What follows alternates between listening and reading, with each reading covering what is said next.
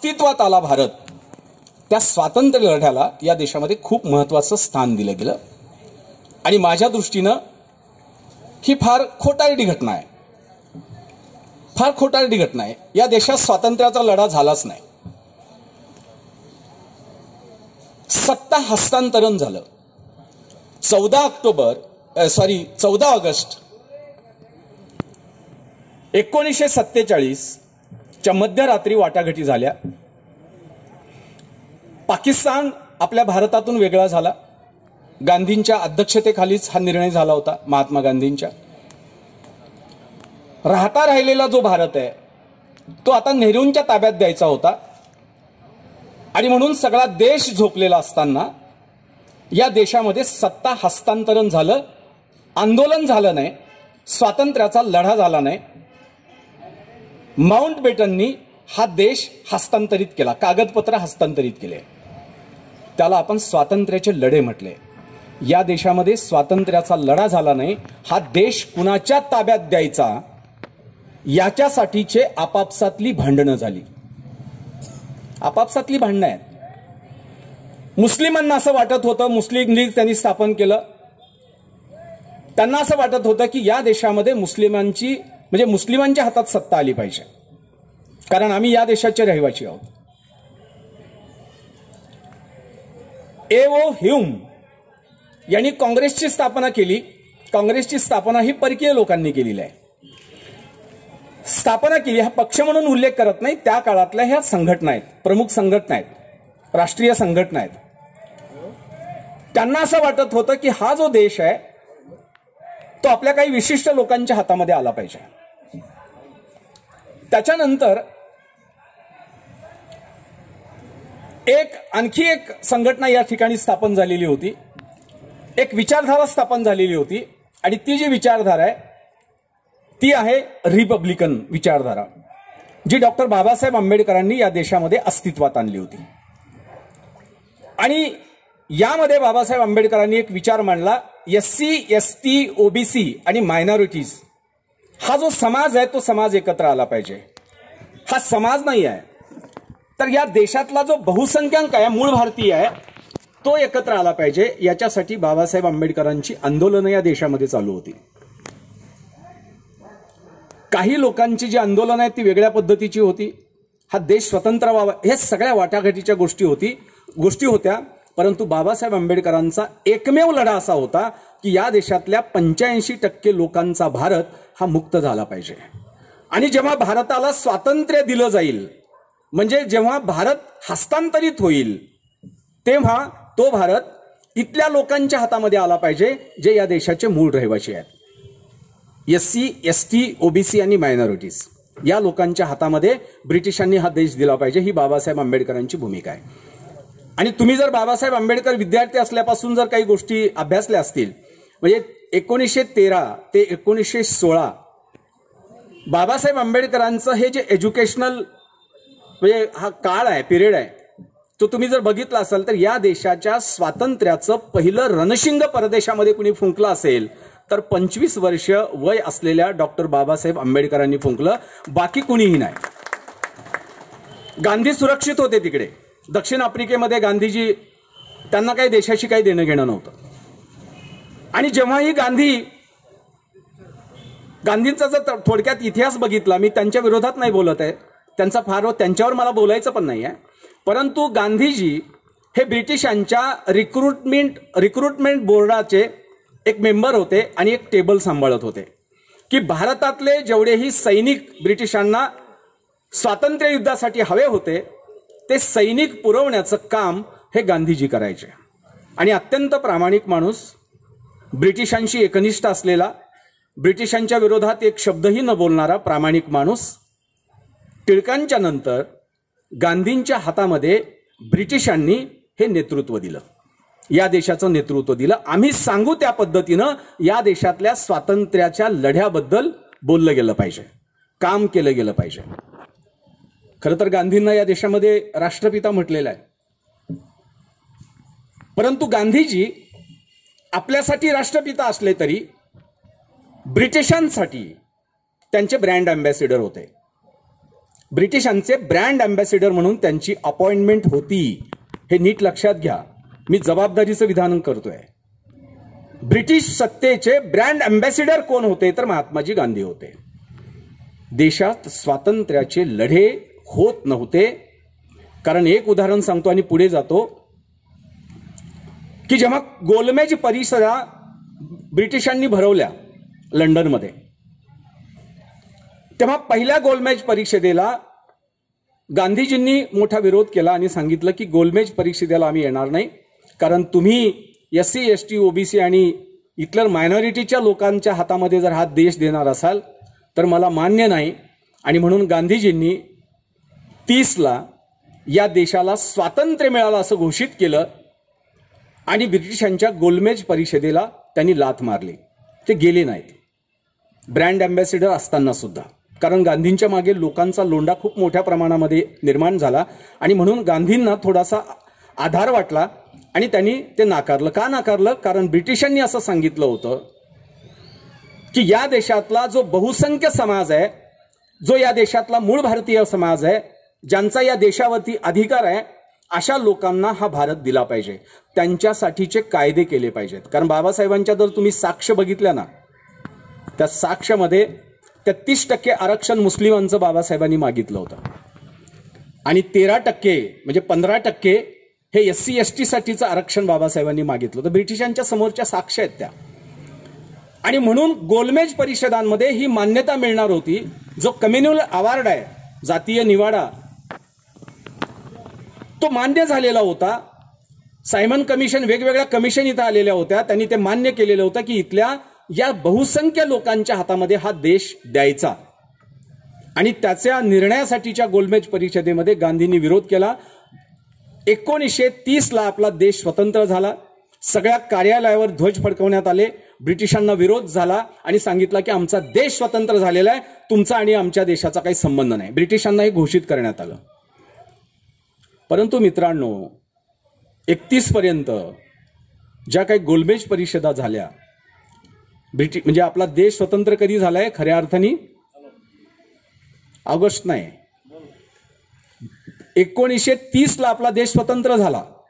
देशातल्या सगळ्या लिडर्सनी एकत्र येऊन घोषणा केली की आमचा देश स्वतंत्र झालेला आहे, ब्रिटिशांचं कुठलंच आपल्याला मान्य करायचं नाही आहे. पण बाबासाहेब आंबेडकरांनी जी भूमिका पहिल्या गोलमेज परिषदेमध्ये मांडली आणि इकडं गांधीजींनी विरोध करून हा देश स्वतंत्र झाल्याची घोषणा केली. 1930ला आपला देश स्वतंत्र झाला. मग 1947 पर्यंत काय चाललं होतं? जर 1930ला आपला देश स्वतंत्र झालेला आहे तर 1947 पर्यंत हा जो कालखंड आहे तो कशाचा आहे? देश स्वतंत्र झाल्यानंतर सुद्धा ब्रिटिश इथे राहत आहेत आणि त्याच्यानंतर महात्माजी गांधी हे ब्रिटिशांसोबत आहेत. ते नंतर आपली शेळी गोलमेज परिषदेमध्ये घेऊन गेले होते. तुम्हाला माहित आहे सगळा इतिहास. आणि तिथं जाऊन गांधीजींनी पुन्हा म्हणजे विरोध केला, स्वतंत्र देश झाला तरी सुद्धा गांधीजी दुसऱ्या गोलमेज परिषदेला हजर राहिले. आणि तिसरी गोलमेज परिषद जेव्हा झाली, जो ब्रिटिशांचा निर्णय आहे, कम्युनल अवॉर्ड इथे निर्माण झाला, म्हणजे भारतीय संविधान निर्माण झालं. हा देश सोडून जायला ब्रिटिश तयार झाले. आपल्या देशाला सगळं ताब्यात देण्यात आलं, सगळं हा सगळा अधिकार आहे. आणि इथं विरोध सुरू झाला की भारतीयांना स्वातंत्र्य देण्याचं काही कारण नाही आणि त्याची लीडरशिप या देशामध्ये गांधीजींनी केली. स्वतंत्र झालेल्या भारताला पुन्हा 47 पर्यंत पारतंत्र्यात ठेवण्याचं काम या देशातल्या राष्ट्रपित्यांनी केलेलं आहे. हा माझा इतिहास आहे. तुम्ही त्यांना काय समजायचं समजा, हे माझे वैयक्तिक मत आहेत आणि हे अभ्यासांती माझी मांडणी आहे. देशभर हे सगळं मान्य आहे. एक उदाहरण आणखी तुम्हाला सांगतो की जिथं गांधीजींनी असं म्हटलं होतं की जर पाकिस्तानची फाळणी होणार असेल तर पहिल्यांदा माझ्या देहाचे तुकडे करा आणि मग फाळणी करा. त्याच गांधींच्या अध्यक्षतेखाली पाकिस्तानची फाळणी पण झाली. हे पण वास्तव आहे. दोन्ही गोष्टी सत्य आहेत. फक्त मी बोलतोय म्हणून तुम्हाला वाईट वाटत असेल, पण या देशामधल्या ह्या दोन्ही गोष्टी सत्य आहेत. त्यांनीच विरोध केला आणि त्यांच्याच अध्यक्षतेखाली झालं. नेमकं घडलंय काय या देशामध्ये? या देशामध्ये बहुजनांच्या आणि सर्वसामान्य लोकांच्या हातामध्ये सत्ता गेली नाही पाहिजे, याच्यासाठीच ह्या सगळ्या उठाठेवी चाललेल्या होत्या.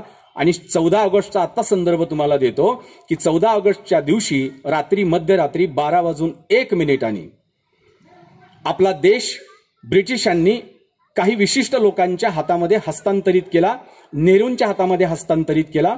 नेहरू हे या देशाचे प्रधानमंत्री बनले. 5-6 लोक जागे होते त्या काळात. अख्खा देश झोपलेला होता.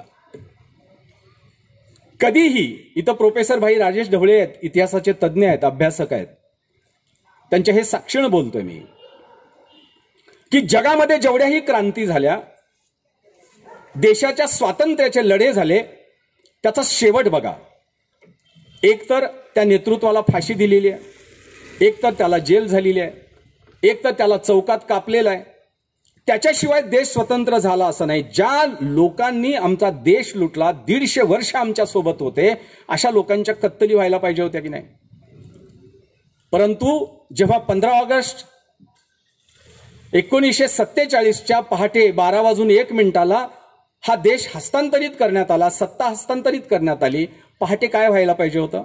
आज जशी प्रभात फेरी निघते, आज जसं या देशामध्ये दर 15 ऑगस्टला आणि दर 26 जानेवारीला जो उत्साह किंवा उत्सव दिल्लीमध्ये साजरा होतो, तसा व्हायला पाहिजे होता. हार कुणाच्या गळ्यात पडायला पाहिजे होती? तुम्ही थोडासा विचार करा. हार हे आपल्या स्वातंत्र्याच्या लढ्यामध्ये जे मांडतात की ते जे प्रमुख आहेत त्यांच्या गळ्यामध्ये पडायला पाहिजे होती. पण पहिला हार गळ्यात पडला ब्रिटिश अधिकाऱ्यांच्या. त्यांचा सन्मान झाला दिल्लीच्या गेटवरती, त्यांचा सन्मान झाला, त्यांच्या मिरवणुका निघाल्या, आपल्या कुठल्याच राष्ट्रपुरुषांच्या नाहीत. तिथं सगळे उपस्थित होते. याचा अर्थ असा आहे, 26 जानेवारी 1950 नंतर सुद्धा ब्रिटिशांचा हस्तक्षेप आपल्या देशामध्ये होता. देश कसा चालवायचा हे ते सांगत होते. आपण 47ला स्वतंत्र झालो असं अजिबात म्हणता येत नाही. म्हणून मी तुम्हाला सांगितलं, मला बाबासाहेब आंबेडकरांची उंची या ठिकाणी सांगायची आहे की डॉक्टर बाबासाहेब आंबेडकरांनी या देशामधल्या तमाम लोकांच्या हक्काचा आणि स्वातंत्र्याचा लढा त्यांनी लढला आणि या देशाला खरं स्वातंत्र्य 26 जानेवारी 1950 रोजी मिळालं. हे एकदा मान्य करावं लागेल. 26 जानेवारी 1950 हा आमच्या देशाच्या स्वातंत्र्याचा दिवस आहे, पण आपण तो मानत नाही. एरेकर साहेबांनी सांगितलं ना की द्वेष जो आहे ना आतून भरलेला, तो विनाकारणच आहे बरं का. त्याच्यामध्ये कुणाचंच भलं झालं नाही. या द्वेषातून कुणाचंच भलं झालं नाही. आज आपण घेतो तो श्वास डॉक्टर बाबासाहेब आंबेडकरांच्या कर्तृत्वाचा आहे. आपण खातो तो घास बाबासाहेबांच्या कर्तृत्वाचा घास आहे. आपल्याला मिळतो तो मान सन्मान हे बाबासाहेब आंबेडकरांच्या कर्तृत्वाचा आहे. तुम्हाला मिळतो तो पुरस्कार, तुम्हाला मिळतो तो सन्मान हे बाबासाहेबांच्या कर्तृत्वाचा आहे. मी बोलतो त्या जिभेचं बळ बाबासाहेब आहेत. मी पाहतो त्या दृष्टीचं बळ बाबासाहेब आहेत. या हाताचं बळ बाबासाहेब, या पायातलं बळ बाबासाहेब आहेत. मित्रांनो, एक गोष्ट मी तुम्हाला सांगेल की हे जे अवयव आपले जे आहेत ना शरीराचे, ते बाबासाहेब आंबेडकरांनी पहिल्यांदा मुक्त करून दिले. या देशातली जात बघितली नाही बाबासाहेबांनी. दुर्दैव असं आहे या देशातलं की प्रत्येक जण म्हणतो की बाबासाहेब आंबेडकरांनी या देशातल्या अस्पृश्यांचा लढा लढला. मला असा एक तरी पुरावा दाखवा की बाबासाहेब आंबेडकरांनी अस्पृश्यांचा लढा लढला. आजच्या देशामधले सगळे पुरावे हे या देशातल्या प्रत्येक जातीच्या माणसांसाठी बाबासाहेबांचा लढा होता हे आज बोलतात, हे आज सांगतात. एक पुरावा दाखवा की बाबासाहेब आंबेडकरांनी आयुष्यभर या लोकांचा लढा लढलेला आहे. आपण मुद्दाम ह्या सगळ्या गोष्टी सांगतो कारण मला माहिती आहे की 2 गोष्टी आहेत इथे. त्या गोष्टीचं थोडंसं विश्लेषण करू आपण, मग तुमच्या लक्षात येईल आणि 2 उदाहरण देऊन आपण पुढे जाऊ की बाबासाहेब आंबेडकरांनी ज्या ज्या गोष्टी केल्या त्या गोष्टी आपण लपवण्याचा प्रयत्न केला. म्हणजे इथं 2 प्रवाह आहेत. एक प्रवाह सार्वत्रिक सत्याचा आहे. जे सार्वत्रिक सत्य आपण प्रत्येक वेळी लपवत आलेलो आहोत. आणि सगळ्यात महत्वाची गोष्ट जी आहे, जे सापेक्ष सत्य आहे त्याच्यावर आपण जास्त भर टाकत आलेलो आहोत. म्हणजे बाबासाहेब आंबेडकरांनी अस्पृश्यांचा लढा लढला या देशामध्ये असं म्हणणारं जे कोणी लोक आहेत ते सापेक्ष सत्याच्या आधारावर बोलतात. सापेक्ष सत्य काय असतं त्याचं एक उदाहरण सांगतो की स्वर्ग आहे, नरक आहे, भूत आहे, एक शक्ती अस्तित्वात आहे, या ज्या सगळ्या गोष्टी बोलतो ना, ते डोळ्याला न दिसणाऱ्या गोष्टी आहेत, पण त्याची भीती प्रत्येकाच्या मनात आहे. म्हणजे माझ्या पण मनात आहे. जे दिसत नाही, ते प्रूव्ह झालेलं नाही, पण त्याची भीती, त्याचं दडपण, त्याचा फेर आपल्या मनामध्ये आहे. सार्वत्रिक सत्य काय असतं? मी उभा आहे, तुम्हाला दिसतोय. मी बोलतोय, माझा आवाज तुम्हाला ऐकायला येतोय. आपण खुर्च्यांवरती बसलेले आहोत. हे टेबल खरं आहे. इथं बसलेले सगळे अधिकारी, कार्यकारी अभियंता, हे सगळे तुम्हाला दिसत आहेत. हे वास्तव आहे. हे झालं सार्वत्रिक सत्य. पण बाबासाहेब आंबेडकरांच्या बाबतीमध्ये सापेक्ष सत्यावरती जास्त भर दिला जातो, कारण बाबासाहेब आंबेडकरांनी अस्पृश्यांचा लढा लढला. हे सापेक्ष सत्य आहे. ते दिसत नाही डोळ्यांना. दिसतं काय? तर बाबासाहेब आंबेडकरांनी या देशातल्या प्रत्येक जातीच्या माणसांचा लढा लढला. हे दिसतंय, परंतु त्याच्यावर बोलत नाही आपण. स्वर्ग नरक आहे की नाही माहित नाही, पण त्याच्यावर जास्त भर आहे आणि त्याची जास्त भीती वाटते. पण जे दिसतं ते मान्य करण्याची मानसिकता इथे नाही आहे. एक विधान तुम्हाला मी करतो की बाबासाहेब आंबेडकरांनी या देशातल्या आरक्षणाचा लढा लढला. हे खूप जण मानतात. तुम्हालाही मान्य आहे? मान्य आहे तुम्हाला? बाबासाहेब आंबेडकरांनी या देशातल्या आरक्षणाचा लढा लढला, मान्य आहे? किती जणांना मान्य आहे? हे सापेक्ष सत्य आहे. बाबासाहेब आंबेडकरांनी या देशातल्या आरक्षणाचा लढा लढला नाही, तर बाबासाहेब आंबेडकरांनी या देशातलं शतकानुशतकाचं आरक्षण बंद केलं. हे सार्वत्रिक सत्य आहे. पण आपण याच्यावर बोलत नाही. काय सार्वत्रिक सत्य आहे? बाबासाहेबांनी आरक्षण बंद केलं या देशातलं, की ज्यांनी हजारो वर्ष, पिढ्यानपिढ्या हा देश ताब्यात ठेवला होता आणि 100% आरक्षण ते लोक खात होते. ते आरक्षण बाबासाहेब आंबेडकरांनी बंद केलं आणि सर्वसामान्य माणसांच्या हक्काचा आणि अधिकाराचा लढा या देशामध्ये लढला. शब्दांचे खेळ आहे ते. कारण बाबासाहेब आंबेडकरांचं कर्तृत्व हिमालया इतकं मोठं आहे.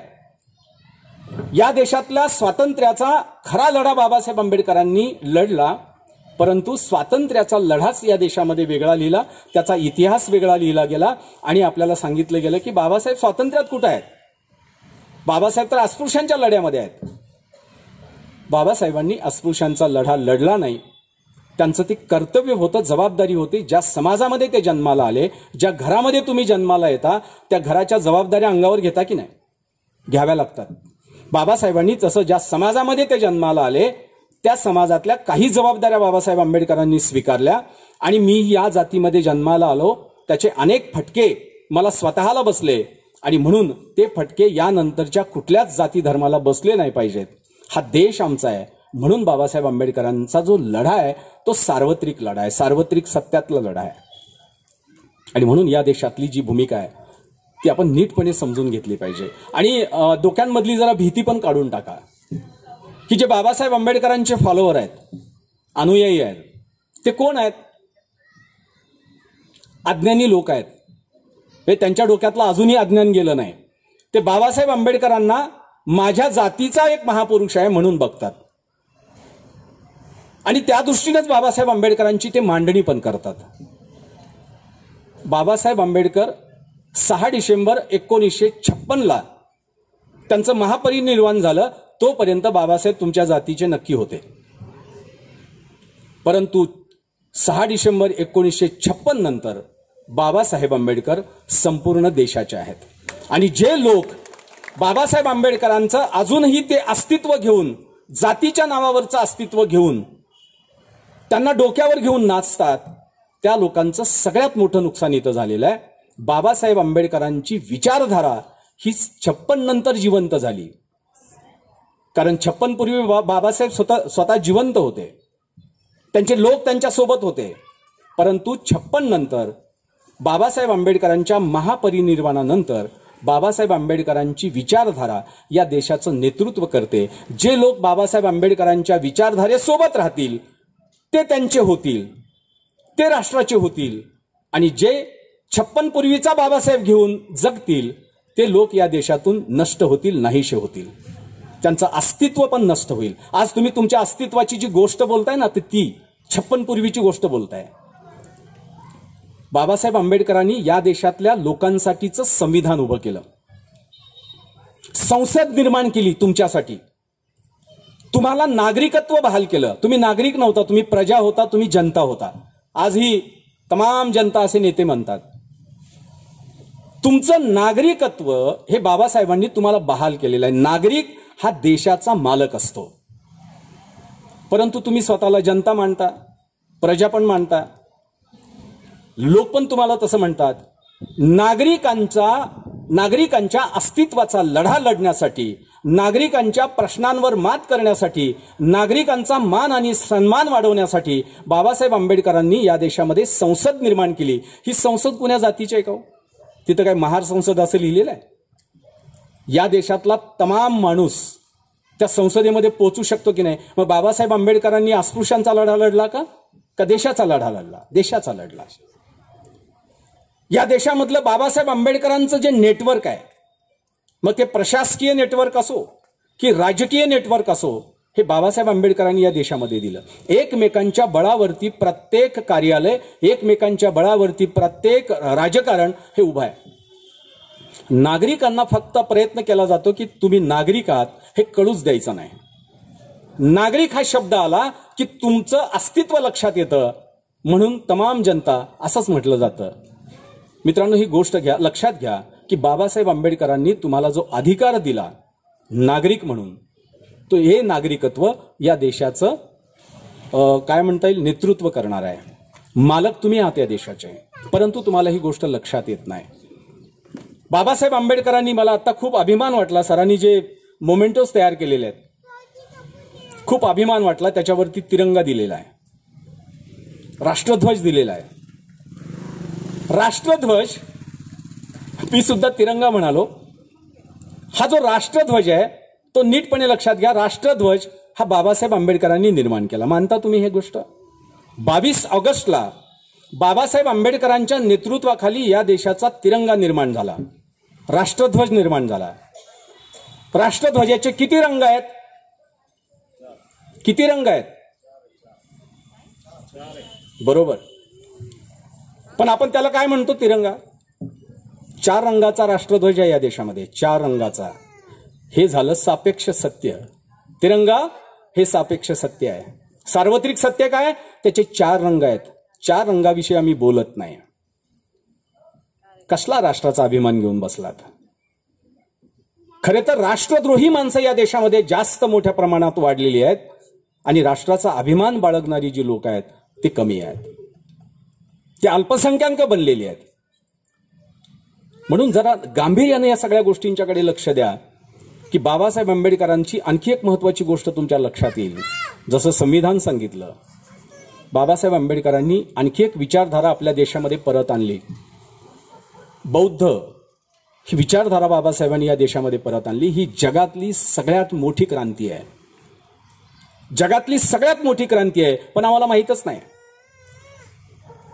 हा देश जो ओळखला जातो तो बौद्ध या नावाने ओळखला जातो. बौद्ध काय अस्पृश्य होते का?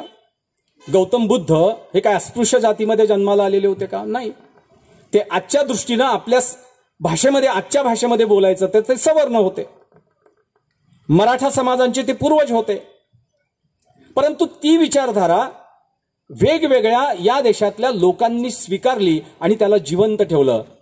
सम्राट अशोक असा एक सम्राट या देशामध्ये होऊन गेला की ज्या सम्राटांनी ही बौद्ध विचारधारा जगभर नेली.